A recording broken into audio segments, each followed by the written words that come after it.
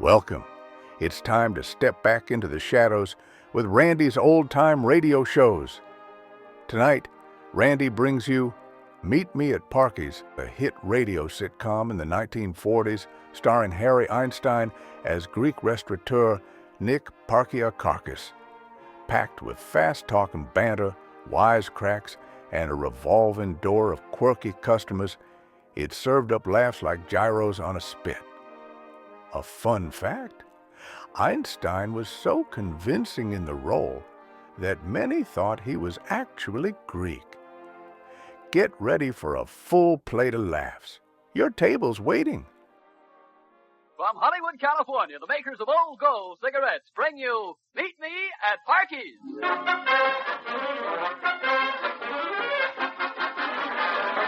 How you doing, Joe? Terrible. Last night I slept out in the great open spaces with no blanket and only a pine cone for a pillow. Were you invigorated by nature? No, I was evicted by my landlord. Why, that... There. Why be irritated? Light an Old Gold and meet me at Parky's. John, I wish you'd do something about those termites. They're chewing the house up splinter by splinter. Well, last week I bought a case of liquid soap that was supposed to kill termites. Kill them nothing.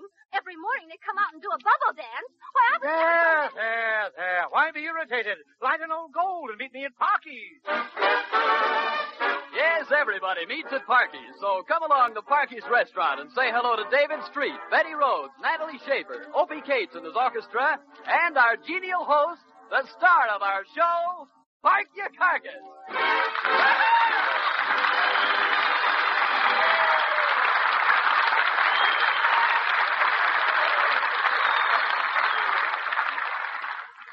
Boy, have we been working hard here cleaning up the restaurant, but it was worth it. Really got it cleaned up. We found 4 windows, didn't know was here. Everybody's excited just because we're going to cater that big society affair for Mrs. Vendepeister. Boy, that's a good one. Imagine me mixing with all them society blue blades. Think I'll write a book called Parky in Society. Now I've been invited to a tea at Mrs. Vendepeister's house today. She wants me to meet a few high mucks who'll be at her party next Sunday. But you think I can just go over there? No. Betty Rhodes, my bookkeeper, is getting me a valet to dress me. I don't need nobody to dress me. The last person who dressed me was my mother. That was over a year ago. That man has got to learn how to dress himself sometimes. Imagine me mixing with all those high-toned, snooty society people. Sitting there with a cup of tea in one hand and a manacle in my eye. Oh, how do you do? Charmed, I'm sure. Honest, if I didn't got to raise $1,000 quick to pay the bank, I'd never bother with those people. That society stuff is done before me. I belong with the common people. Nobody in the whole world more common than me. Who they think they're kidding?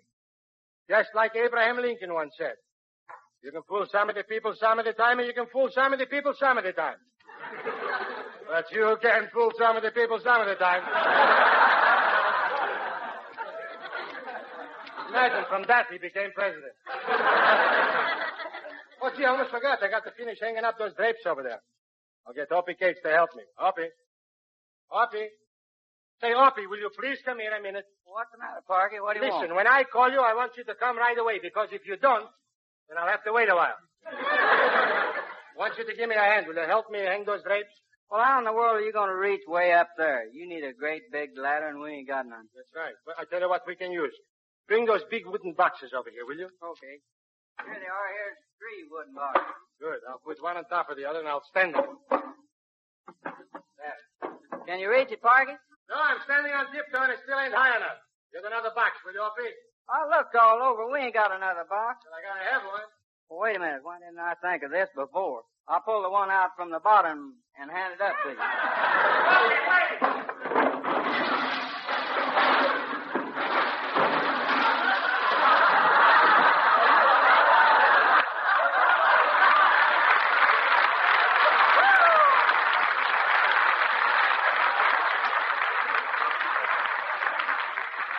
Oh, well, I guess I figured that one out wrong. Certainly did. You should have taken the one out from the middle. Oh, hello, Betty Rhodes. Parky, what are you doing on the floor? What's happened? I was hanging the drapes and I fell off those three big boxes. Oh, my goodness, are you hurt? No, it's a lucky thing. I broke the fall with my head. Opie, clean up this mess, will you please? Miss Rhodes, begging your pardon, but is this gentleman getting off the floor the man I'm supposed to take care of? Oh, yes, I'm sorry. Parky, I want you to meet your valet. Stuyvesant, a gentleman's gentleman.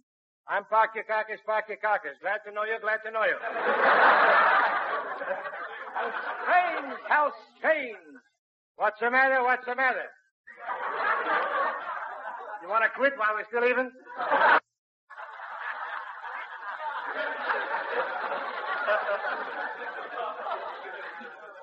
Parky, Stuyvesant is going to help you make a good impression at Mrs. Vanderpeister's tea this afternoon. Yes, I understand she teas at 4. She teas at 4? So what? I milk at 6.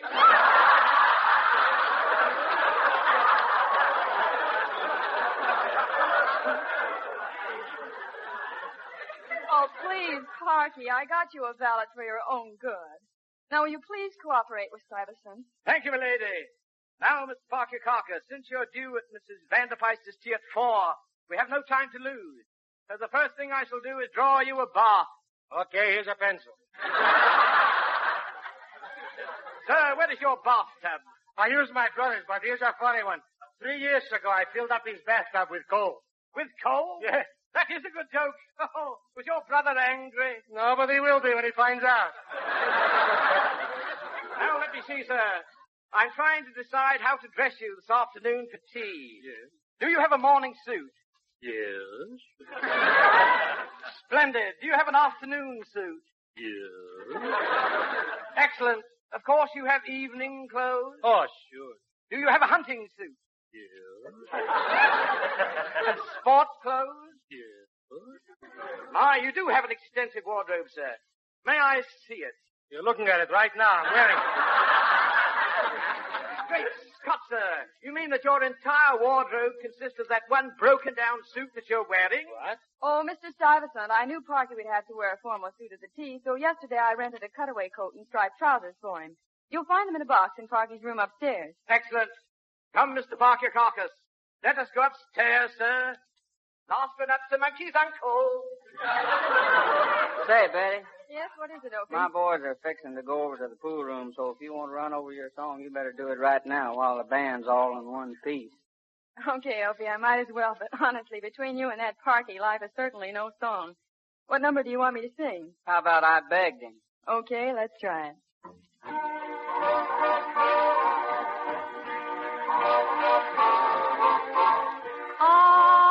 I begged him. I pleaded. I told him, baby, come out of your shell. And I said, maybe you'll find that it's swell. I argued. I threatened. I said, you can't send me home, not like this. Then I finally got my kiss.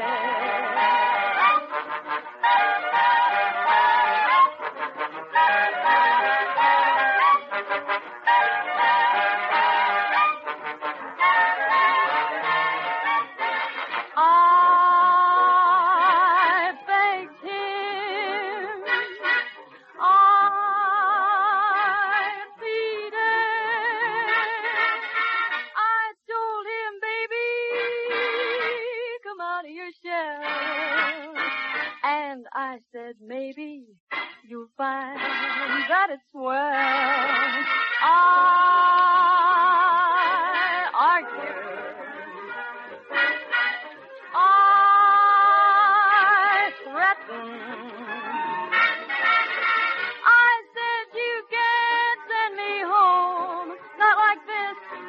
Then I finally got my kiss.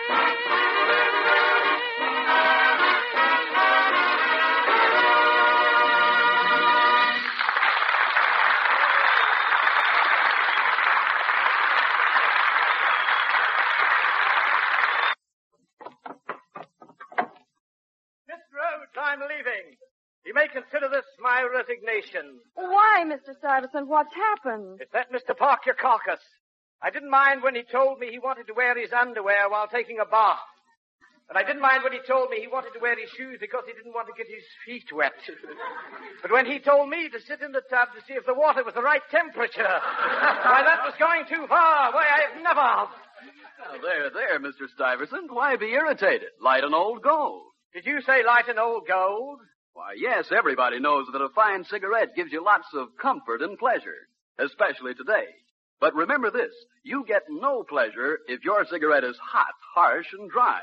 Now, that's the first sensible thing I've heard said here today. Well, you see, to prevent cigarette dryness, old golds are conditioned with a special moisture-protecting agent we call apple honey, made from the juice of fresh apples. I say, old man, you're absolutely right. That's why all gentlemen and all gentlemen's gentlemen seem to prefer old golds. Well, that's correct. It's because Old Gold's unique blend of many great tobaccos is enriched with rare imported Latakia tobacco for delightful extra flavor. Latakia, of course, that does give extra flavor, doesn't it? Extra flavor plus special protection against cigarette dryness. That's Old Gold. So, as soon as you can, try a pack. And remember, sir, next time little annoyances get you down, why be irritated?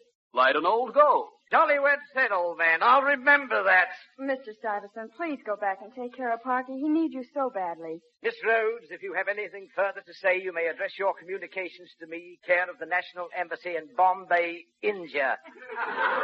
I'm getting as far away from this place as I possibly can. And you see what I'm doing now? I'm lighting an old gold.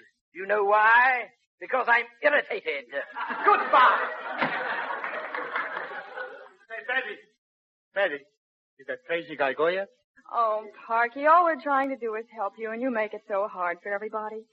Just look at you, going over to Mrs. Vanderplyce's tea wearing a tie full of gravy stains, and it's so important for you to make a good impression. You're right, Betty. I couldn't make a good impression with gravy stains. I better put on the tie with the champagne stains. Oh, here's David Sleep. Hiya, Parky. Hi, Betty. Hi, Opie. Hi. Well, doesn't somebody look nice? What are you all spruced up for, David? Well, if you please, I've got an invitation to go over to Mrs. Vanderplyce's tea this afternoon. I heard Parky was going too, and I thought we might go over together on the bus. On a bus? You think I'd let my friends go over to that swell house on a bus? Nothing doing. I'm going to drive you over there in my car. Your car? Where'd you get money to buy a car? I gave the fella some promissory notes. Where'd you get the first payment? I promised him that, too. I don't believe you've got a car. Heck, I ain't. You look out that window. There she is. Ain't she a beauty? Standing right out there next to that cement mixer. Which one is the car? The one on the left. How can you tell them apart? Oh, that's easy. The cement mixer has a radio. Whoever sold you that car? I bought it from the smiling Armenian. The smiling Armenian? Boy, if he was able to get into that car, he shouldn't have been smiling. Should have laughed right out loud. Well, come on, let's get in the car. Well, you see, I may have a little trouble driving you over because I forgot to explain one thing. Yeah, what is it? This car ain't got no motor. Oh, for heaven's sake, come on, David. Let's go on the bus. Goodbye, Betty. So long, Opie. So, oh, Betty, look here. Parky's going off to that big society tea party, and he forgot his gloves. Well, maybe he won't need his gloves. Sure he'll need them. What's he going to do when he dunks his donuts? Burn his fingers? You know, Opie, I'm rather envious of those two fellas going to that swell tea party and meeting all those aristocratic people. I guess you and I aren't good enough for high society. Yeah, them society people stuck up anyway. You know where I come from, back in Skunk Hollow. Skunk Hollow? Hey, Opie, isn't that an unusual name? Yeah, you see, it was named after my grandfather, Mr. Hollow. It was very hard to get into a society down there. Oh, really? Well, what made it so difficult? You had to wear shoes. See, Opie, you know, I love to go to nice places and meet nice people. Well, Betty, I'm going to let you mix with some swell people tonight. I'm going to take you to the Macomba for dinner and to Ciro's for supper. Gee. And about 5 hours later, I'm going to take you dancing at the Biltmore. Well, why do we have to wait 5 hours? It's going to take me about 5 hours to wash all them dishes to pay for the meal. Why, Opie, you know I wouldn't let you spend that kind of money on me. Well, that's mighty nice of you, Betty. And you know something? What? I won't let you spend any money on me either. I'll tell you what we'll do. Tonight, let's take a walk in the park, and maybe we can find a nice, quiet bench, and maybe we can just sit there in the moonlight and spoon a little bit, huh? Yes, but Opie, supposing there's a policeman there. He'll have to find his own girl. Well, let's forget about the park, Opie, although if Parky doesn't get the job, we may all wind up sleeping on benches. Oh, by the way, Opie, did you pick out a nice, fast tune to play at the party next week? Well, we got a song called Acapulco. We'll play it for you right now, and you can see if it's lively enough. Okay, Opie, give the boys a downbeat.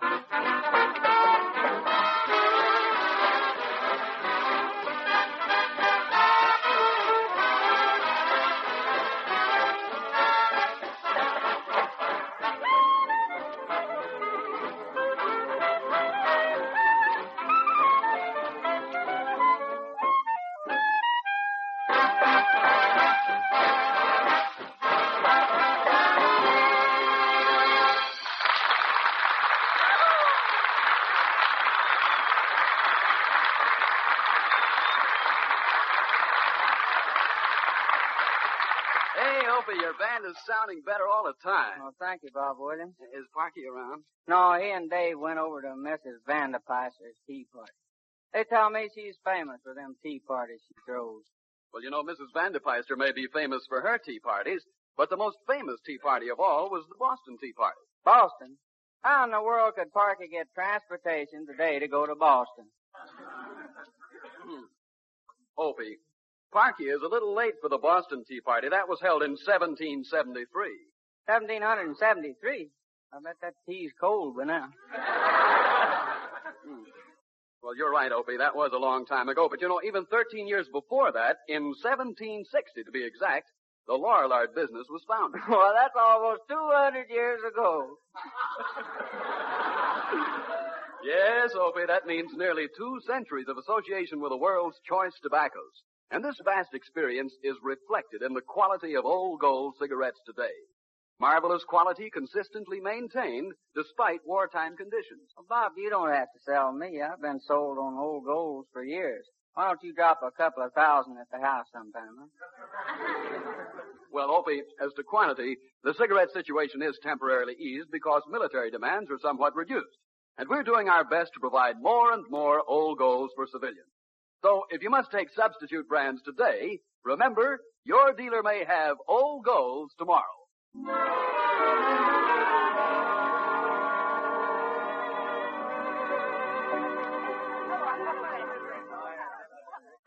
Mrs. Vanderpeister, I'm so glad you asked me to your tea. One always meets such interesting people at your home. Oh, thank you, my dear Duchess. It's an honor to have you here. Tell me, who are those two gentlemen standing over there? I don't think I've ever had the pleasure of meeting them. Oh, one is David Street, the famous baritone, and the other is the great Parky host, the eminent. The very eminent caterer. He's to cater my party next week, you know. Oh, really? I'd love to meet him. Would you introduce me? Oh, gladly. Come over with me. Ah, my dear Mrs. Vanderpeister. Hi, Vandy. Who's the dame with you? Dave, may I present the Duchess of Worcestershire? Duchess, these are the Messrs. Street and Parky. Who's she calling messes? I say there, did I hear my name mentioned? Oh, darling, may I present Mr. Street and the famous caterer, Mr. Parky Carcos. This is my husband, the Duke. Oh, hiya, Duke. Cheerio. Did I understand that you're a caterer? Yes. Some of my best friends are caterers. Oscar of the Ritz, Paul of the Biltmore, Stephen of the Carlton. I've had them all hunting and fishing. Oh, I love to hunt and fish. Really? What do you hunt for? Fish?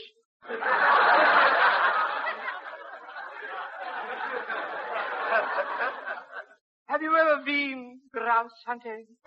Grouse hunting. Oh, sure. Last year I went grouse hunting and I shot 2 geese.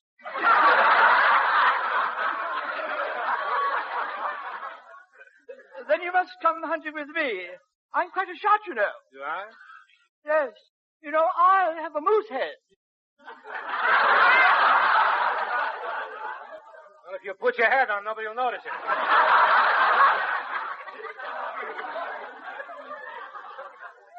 Thank you. Hello. Oh, Parky, you put your foot in it. You better go over and ask Mrs. Vanderpeister to dance. I'll ask the Duchess. Okay. Pardon me, Mrs. Vanderpeister, but would you like to have the pleasure of the next dance with me? Oh, I'd love to. You know, Mr. Parky Carcos, for a big man, you really dance divinely. Oh, thank you. You like the way I dance now? Wait till I start moving my feet. Well, I wish you would move your feet, because you're standing on my train. Yeah, the trains are pretty crowded this year, ain't they? I hope you've given a lot of thought to my party for next Sunday. Everybody's talking about it, you know. And if I may say so, catering my party will make you famous. Oh, good.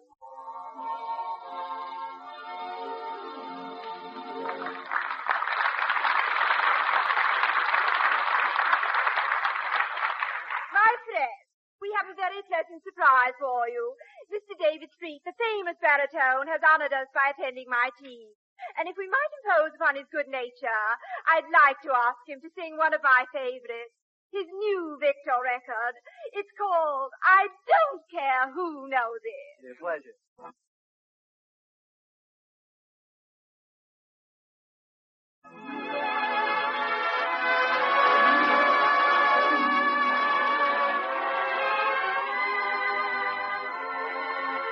I don't care who knows it. I'm in love with you. I guess I'll always be this way. Nothing you do or say can ever change me. I'm for you forever. Yours my whole life through. That's how I am. And I don't care who knows it. I'm in love with you.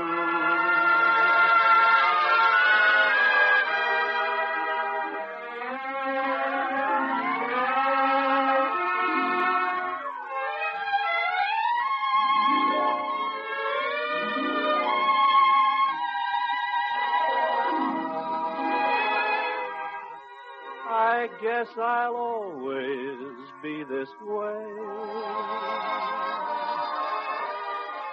And nothing you do or say can ever change me. I'm for you forever. Yours, my whole life through. That's how I am, and I don't care who knows it. I'm in love, so head over heels in love with you. Yes, I'm in love with you.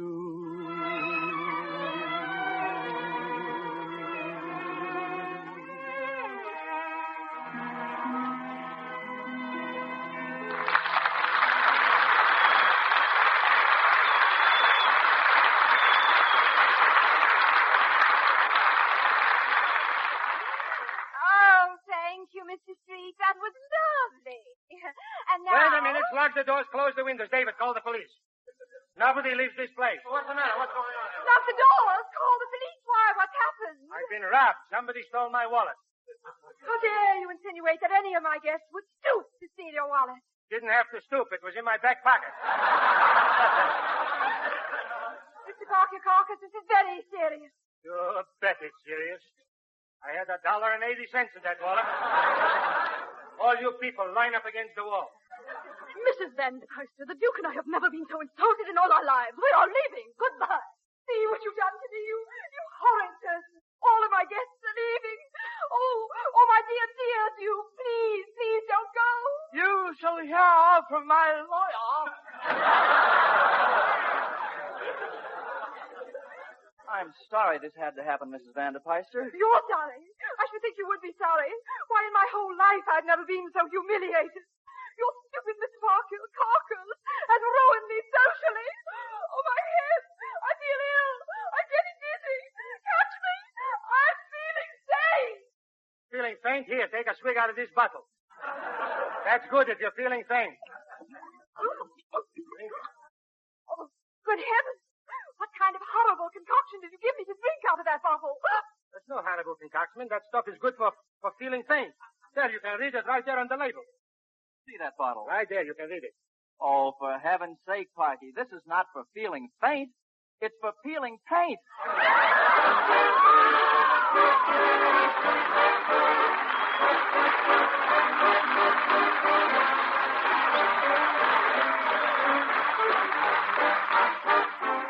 For the further adventures of Parky Carcass, Betty Rhodes, Opie Cates and his orchestra, and David Street, tune in again next Sunday, same time, same station. Is it a date? Okay, meet me at Parkys.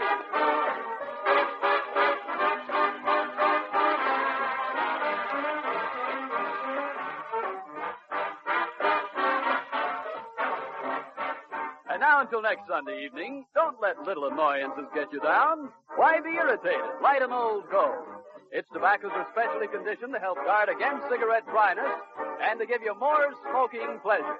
And now this is Bob Williams saying goodnight for Old Gold and inviting you again next Sunday night to meet me at Parkys.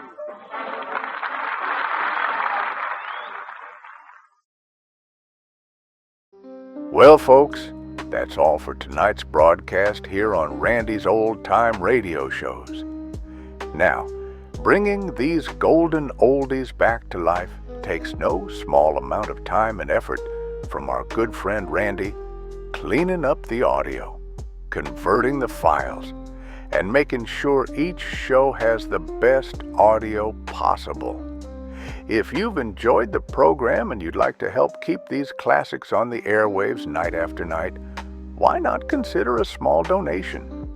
Every penny goes straight to supporting Randy's work and helping this channel stay on the air. You'll find the links down in the description below. And for those of you kind souls who've already given, Randy tips his fedora to you. Your support truly keeps this old radio spirit alive. Thanks ever so much. And until next time, keep those dials tuned and keep the memories rolling.